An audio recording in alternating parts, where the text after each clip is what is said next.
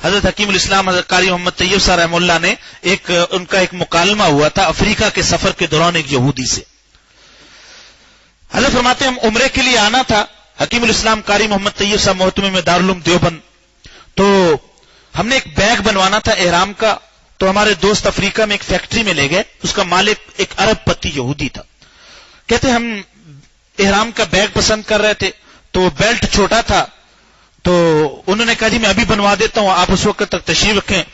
مہمانوں چونکہ انہوں نے تعارف کرا دیا تھا کہ دارالعلوم دیوبند کے محتمم میں اتنے بڑے عالم ہیں, تو یہودی عرب پتی اس کو شوق ہوا میں ذرا کچھ مکالمہ کروں, بات چیت.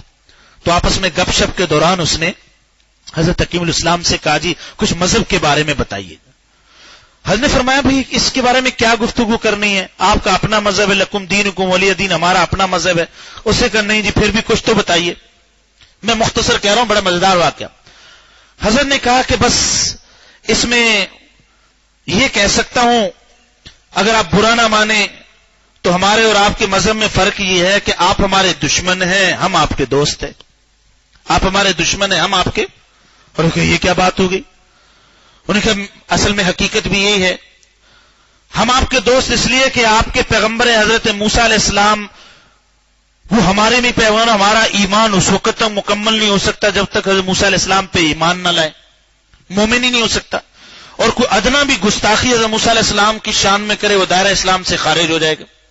تو جس کو آپ پیغمبر مانتے ہیں اس کو ہم بھی پیغمبر مانتے ہیں, ہمارا ایمان ان کے ساتھ, ہماری محبت اس کے ساتھ, ادنا گستاخی جائز نہیں, ہم ان کے بغیر مسلمان نہیں بن سکتے.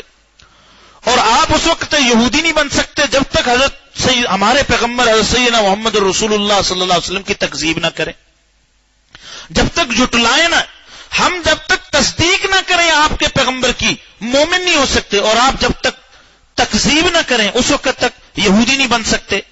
لہذا پتہ یہ چلا ہم آپ کے دوست ہیں چاہنے والے, آپ ہمارے دشمن ہیں, ہماری بدخائی چاہنے والے. انہوں نے کہا اچھا کچھ اور کہیے. انہوں نے کہا دیکھیں میں پہلے ہی کہتا تھا برا مانیں گے, اگر آپ کہتے ہیں تو ٹھیک ہے, ہم ایماندار ہیں, آپ لوگ بے ایمان ہیں. ہم ایماندار ہیں, آپ کیا ہیں؟ بے ایمان. انہوں نے کہا یہ کیا بات ہوئی؟ انہوں نے کہا بات یہ ہے کہ ایمان نام ہے ماننے کا, ایمان نام کس کا ہے, اور بے ایمانی نام ہے نہ ماننے کا.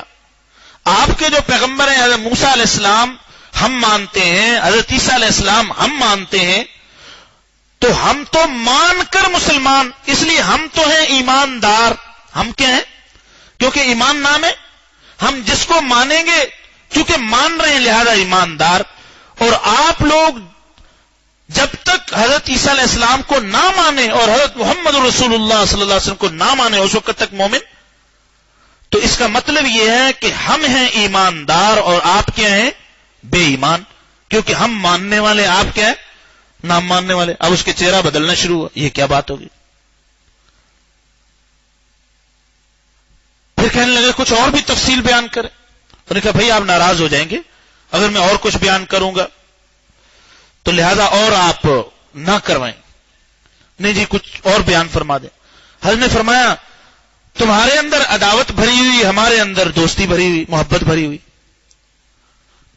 وہ کیسے؟ کبھی ایمان ہم رکھتے ہیں, ایمان حضرت موسیٰ پر, ایمان حضرت عیسیٰ پر, اور ایمان حضرت محمد رسول اللہ صلی اللہ علیہ وسلم پر. اور ایمان نام ہے محبت کا. ایمان نام کس کا؟ جب ہم ایمان رکھتے ہیں تو ہم محبت رکھتے ہیں. گویا ہمارے دل میں حضرت موسیٰ کی بھی محبت بھری ہوئی, حضرت عیسیٰ کی بھی محبت بھری ہوئی, حضرت محمد الرسول اللہ صلی اللہ علیہ وسلم کی محبت بھی بھری ہوئی. اور تمہارا اندر عداوت بھری ہوئی اس لیے کہ تم ایمان نہیں رکھتے نہ حضرت عیسیٰ پر نہ حضرت محمد الرسول اللہ صلی اللہ علیہ وسلم پر.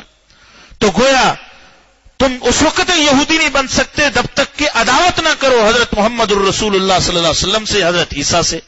تو تمہارے قلوب میں کیا بھرا ہوا ہے؟ تو خلاصہ یہ نکلا ہمارے اندر دوستی ہے, تمہارے اندر دشمنی. ہم یہی بات روافض سے بھی کہہ سکتے ہیں حضرت علی کے بارے میں. یہ مکالمہ یاد رکھیے, یہ پوری بات کہہ سکتے ہیں, ٹھیک ہے نا جی. حضرت سیدنا علی رضی اللہ عنہ کے بارے میں تو اس نے جب یہ دو تین باتیں سن کے بس اب اور آپ مزید آپ کچھ بات نہ بیان کرے جی. وہ بیلٹ احرام کا تیار ہو گیا, حضرت وہاں سے وہ رخصت ہو گئے. وہاں سے لیا. کہنے مقصد یہ خلاصے کا کہ حقیقت بھی یہ ہے کہ ایمان اور اسلام چونکہ عالمگیر مذہب ہے، ہر زمانے کے لیے، اس لیے اس کا پیغام، اس کی محبت بھی عام ہے، اور باقی سارے کے سارے ان میں کہیں نہ کہیں نفرت، دشمنی، عداوت، بغض، یہ چیزیں اس کے اندر بھری. اسی طرح اہل سنت والجماعت، اب میں آگے میں خود کہہ رہا ہوں، اہل سنت والجماعت وہ ہیں جن میں اہل بیت کی بھی محبت، صحابہ کی بھی محبت، ایک ہاتھ میں اہل بیت، ایک ہاتھ میں صحابہ کرام. اور روافض وہ ہیں، وہ کیا کرتے ہیں؟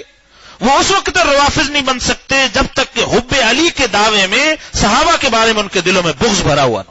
اس کا مطلب وہ دشمن اور عداوت والے، اور اہل سنت محبت اور دوستی اور جوڑ والے.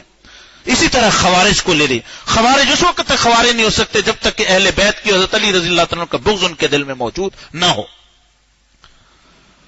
تو خوارج اور روافض دونوں صراط مستقیم سے ہٹے ہوئے افراط و تفریط کے دو راستے ہیں، اور اہل سنت والجماعت کا راستہ فطرت پر اور دین اسلام کا راستہ ہے اور ہدایت کا راستہ ہے.